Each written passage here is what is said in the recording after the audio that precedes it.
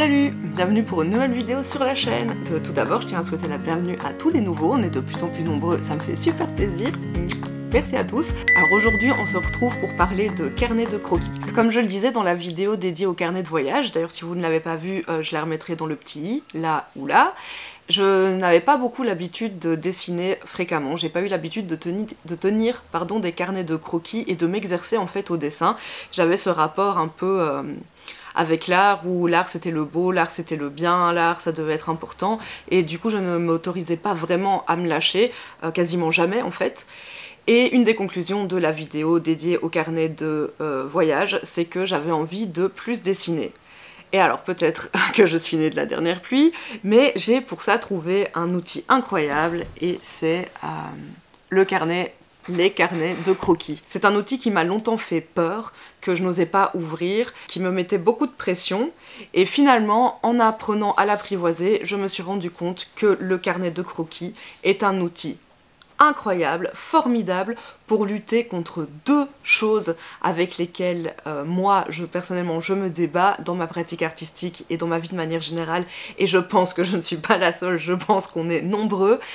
C'est un outil formidable pour combattre la procrastination, déjà c'est pas mal, mais surtout le perfectionnisme. Avant de vous dévoiler mes carnets de croquis et de vous montrer ce qu'il y a dedans, parce que, attention, spoiler alerte, il va y avoir des dessins moches. Je pense que, clairement, il va y avoir plus de moches que de beaux, et je m'en fous.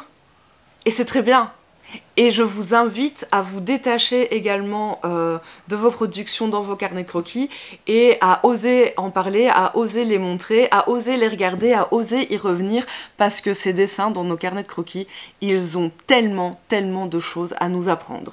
Je pense qu'en préambule, c'est quand même intéressant de refaire un petit historique de ma pratique du dessin. Je dessinais beaucoup quand j'étais petite, encore un peu à l'adolescence, mais beaucoup moins, et puis j'ai eu la traversée du désert de 10 ou 15 ans peut-être, pendant lesquels je n'ai absolument pas dessiné. Et j'ai repris contact avec la création, avec le dessin, tout doucement vers 2015-2016, et de plus en plus régulièrement jusqu'à maintenant où je dessine et je crée quotidiennement. Quand j'ai recommencé à dessiner, l'envie était là de reprendre doucement contact avec la création. Je voyais des belles choses partout sur internet, et ça a été mon premier pas pour recommencer à dessiner. Donc vraiment, le carnet de croquis est un espace finalement neutre et libre qui nous permet de tester, de dessiner et de faire du moche. Et ce moche, j'en ai fait beaucoup, on va le voir sur les images. Dans ces premières années de reprise avec la création et le dessin, j'étais vachement intimidée par mes carnets de croquis et je ne dessinais presque pas. C'était très ambivalent parce que à la fois je voulais progresser et apprendre, mais d'un autre côté je ne voulais faire que des choses finies et belles, mais je n'avais pas les connaissances, donc les choses finies et belles que je produisais n'étaient ni finies ni belles. Et ça m'a fait perdre énormément de temps. J'ai passé beaucoup d'heures, des jours sur des dessins, des digital painting, mais aussi des dessins avec des médias plus traditionnels, pour de piètres résultats. Alors que le carnet de croquis permet justement de lutter contre ça. Il est l'exact inverse. N'ayez pas peur de votre carnet de croquis, n'ayez pas l'impression que vous avez besoin forcément de faire de belles choses dans votre carnet de croquis. Ne vous sentez pas obligé de faire des dessins complexes, des dessins beaux, des dessins d'imagination, des choses finies et belles dans vos carnets de croquis. Au contraire, sentez-vous libre de dessiner tout et n'importe quoi, de n'importe quelle manière, avec n'importe quel outil. Je dis ça parce que ici, sur internet, j'adore regarder des carnets croquis tours, tous ces artistes qui nous présentent leurs carnets de croquis. Quand je vois les dessins qui sont dans les carnets de croquis, je me dis waouh, ça c'est ton carnet de croquis, sérieusement, de croquis? Non, ça c'est le carnet dans lequel tu te fais plaisir et dans lequel tu peins des belles choses, ça d'accord, mais c'est pas ton carnet c'est pas ton vrai carnet de croquis. Montrez vos vrais carnets de croquis, et aujourd'hui j'ai envie de vous montrer mes vrais carnets de croquis et de vous présenter la différence, parce que j'ai différents carnets de croquis. Ceux-ci, on va pas trop s'attarder dessus, on va plus en parler, parce que voilà, j'ai montré quelques images, ils sont inintéressants, juste ils m'ont permis de reprendre contact avec ma création. Alors je dirais que j'ai vraiment trois sortes de carnets de croquis. Le premier, c'est celui-ci, vous l'avez vu dans la vidéo carnet de voyage, c'est un carnet de voyage.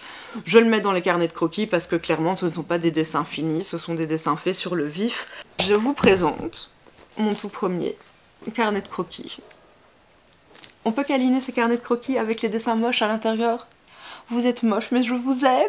Dites ça à vos créations. Les gens vont me prendre pour une illuminée, moi. Bref. Alors celui-ci, j'ai dû le commencer en 2000, peut-être 17, 18. J'ai dû le terminer 19, 20, quelque chose comme ça. Donc vous voyez, j'ai gardé un carnet de croquis qui est pourtant pas très épais. J'ai mis 2-3 ans à le remplir.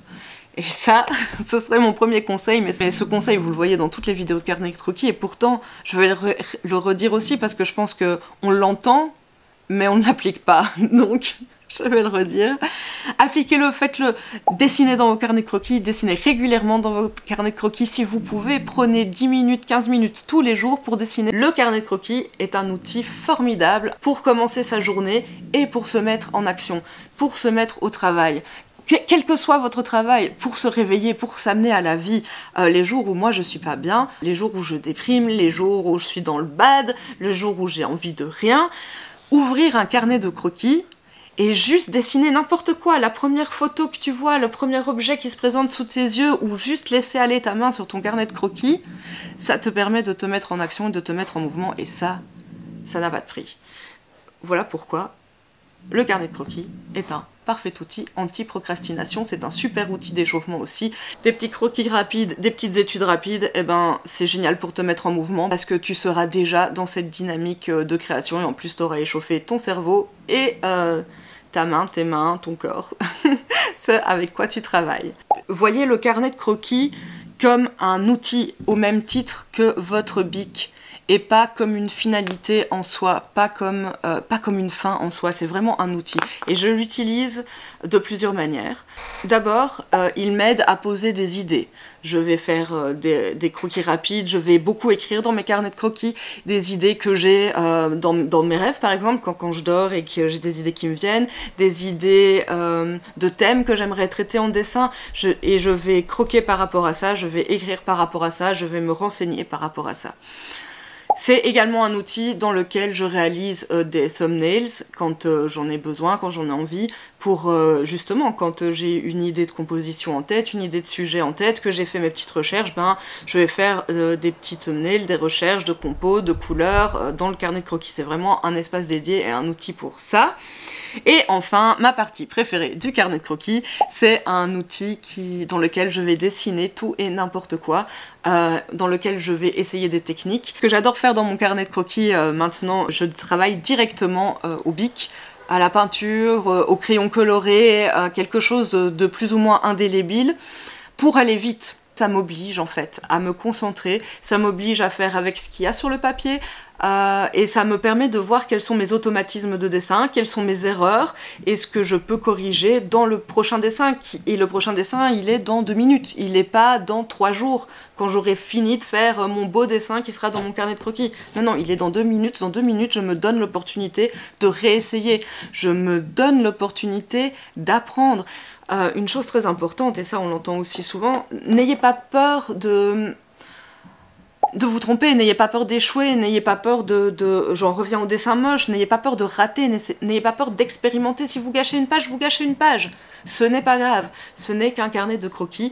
Et alors si comme moi, vous pensez, j'espère que vous ne le pensez plus désormais, vous pensiez qu'il fallait faire du beau dans le carnet de croquis et vous avez peur de la page blanche, entre guillemets, vous avez peur de faire quelque chose de moche, parce qu'en fait on n'a pas peur de la page blanche n'a jamais mangé personne, on a juste peur de ce qui va se passer sur cette page, on a peur de l'aventure que cette page nous invite à vivre en fait. Mais si vous avez peur de ça, vous pouvez acheter du matériel à moindre coût, et ça c'est un carnet de croquis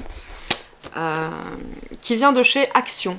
Voilà, il a dû me coûter, j'en sais rien, prix Action, 2 €, 3 €, et je le trouve très bien dans sa qualité de carnet de recherche, de carnet d'essais-erreurs, de carnet d'apprentissage, de carnet d'études. Ils en font dans d'autres formats, et il a je pense 80 ou 90 pages, quelque chose comme ça, enfin c'est vraiment bien. Évidemment le papier n'est pas d'une extrême qualité comme on peut le voir sur les images, c'est-à-dire qu'il ne va pas beaucoup tenir les encres, il va gondoler si vous utilisez des techniques à l'eau, mais pour du crayon de couleur. Si vous ne gommez pas comme un malade, on peut gommer hein, une fois ou deux, mais après c'est fini, hein, le papier est mort, littéralement.